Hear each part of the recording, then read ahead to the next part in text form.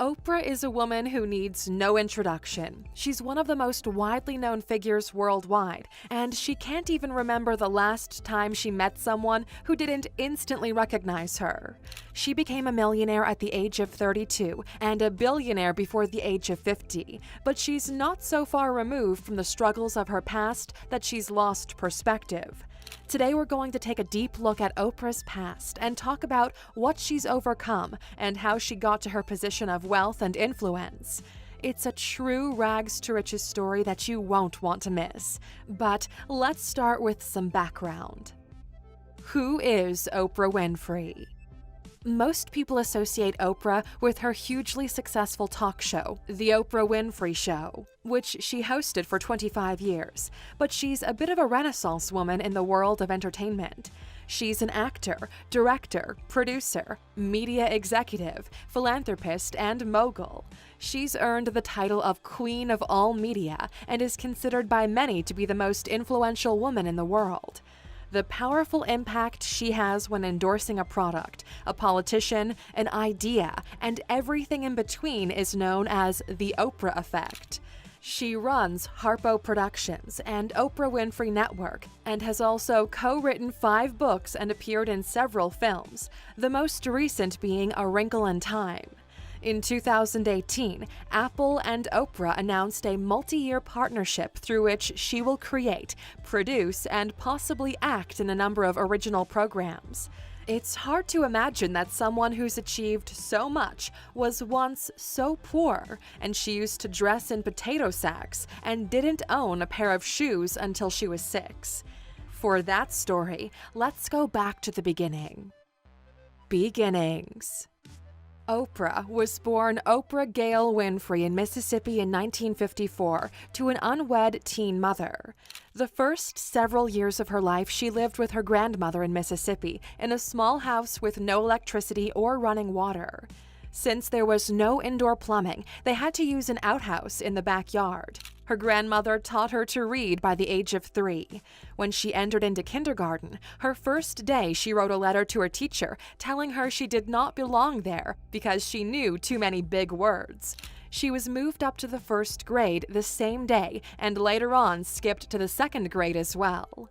When her grandmother became ill when Oprah was 6, she was sent to live with her mother in Wisconsin, and then several years later, finally found some stability living with her father and stepmother in Nashville.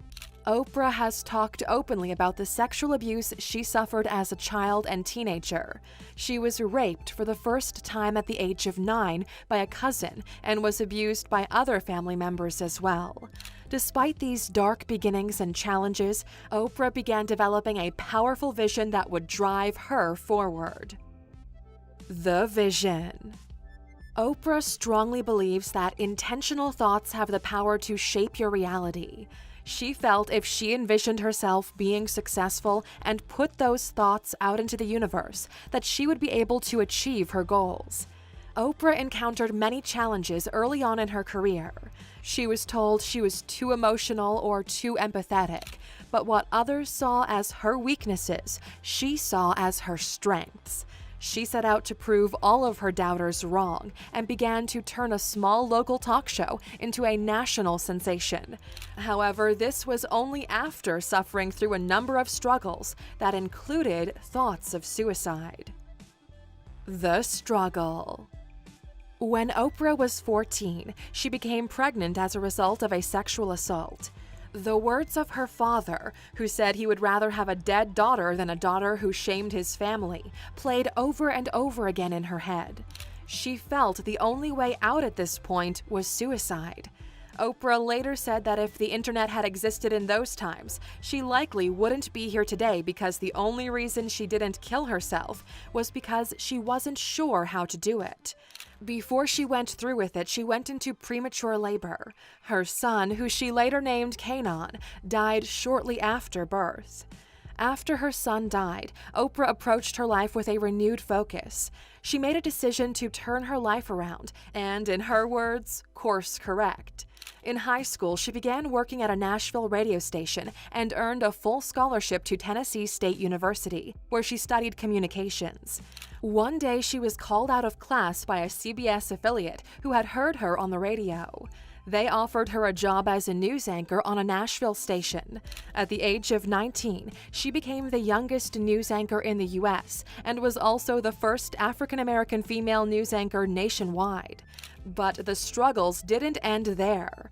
At the age of 22, she moved to Baltimore to co-anchor the 6 o'clock news on a local station. But her co-anchor was very vocal about not liking her, and the producers felt she was too emotional in her reporting. One of the producers actually told her she was unfit for television news.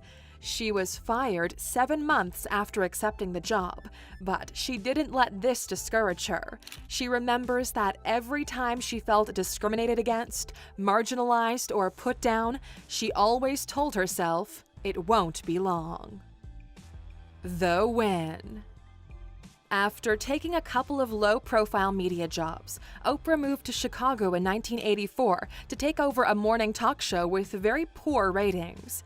Despite the show being unpopular, it was a great opportunity for her as she was offered a salary of $225,000 a year, which was more money than she ever thought she would make. Within months, Oprah transformed the show, and it became the highest-rated talk show in Chicago. She found that vulnerability was her greatest power, even though she had been criticized for this in her previous jobs. The movie critic Roger Ebert encouraged her to sign a syndication deal to make the show national, and this led to the creation of The Oprah Winfrey Show, which debuted in September 1986. Very quickly, the show became the #1 daytime talk show in the U.S., and the show would experience unprecedented success in its 25-year run.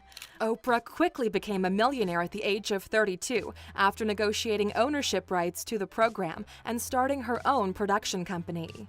In the history of the show, she conducted over 37,000 interviews over the course of 4,400 episodes. Build up.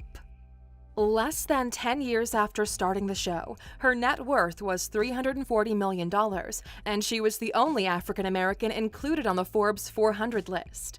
By the year 2000, her net worth topped $800 million, making her the richest African American of the 20th century.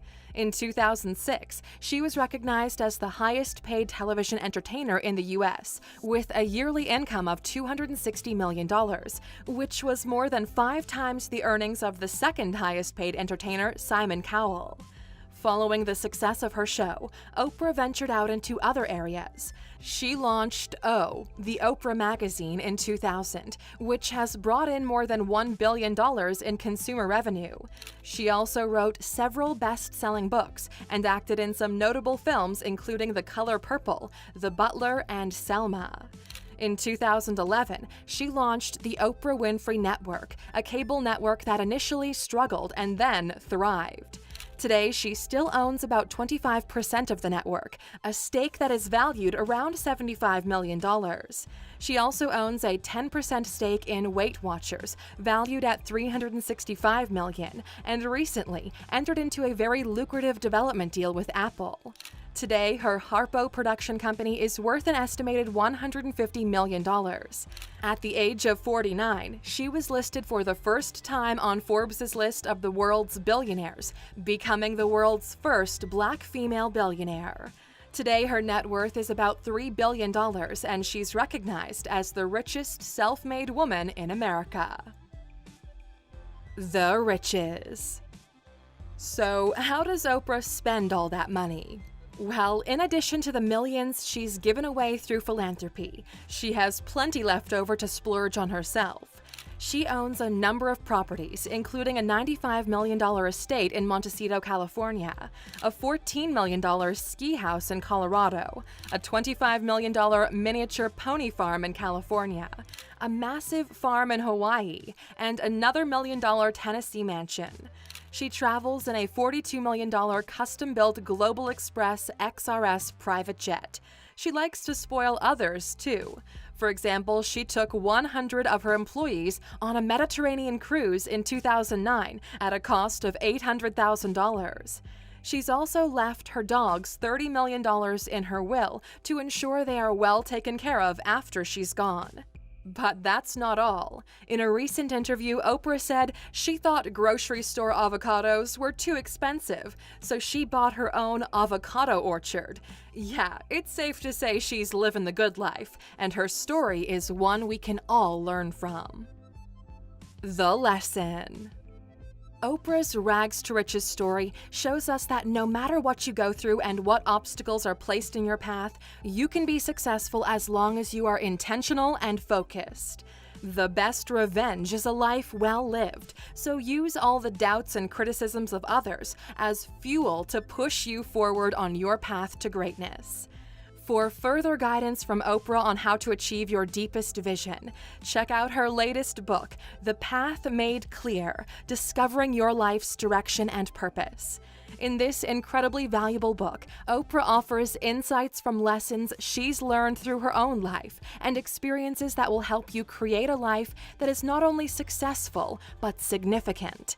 And if you want to hear this powerful message straight from Oprah's mouth while also saving about $18, go to alux.com/freebook and sign up so you can get the audiobook version for free, thanks to our partnership with Audible. The quote. While researching this story, we came across this incredible quote from Oprah we'd like to share. It goes like this: "The great, courageous act we all must do is to have the courage to step out of our history and past so that we can live our dreams." So, Aluxers, just remember that no matter what your background is or what challenges and struggles you've faced in the past, you can overcome anything if you set your sights on the prize and continue on the path toward living your dreams. Question.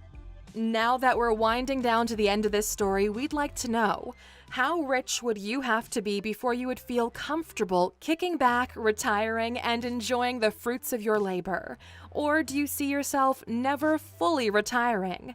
Let us know what you think in the comments. And of course, for sticking with us until the end, you get a bonus. Here it is.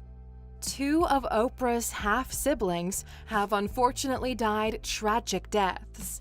Her half-brother Jeffrey died of AIDS in 1989, and her half-sister Patricia died in 2003 due to a cocaine addiction. She also has another half-sister named Patricia, who was given up for adoption. Oprah did not even know she existed until 2010.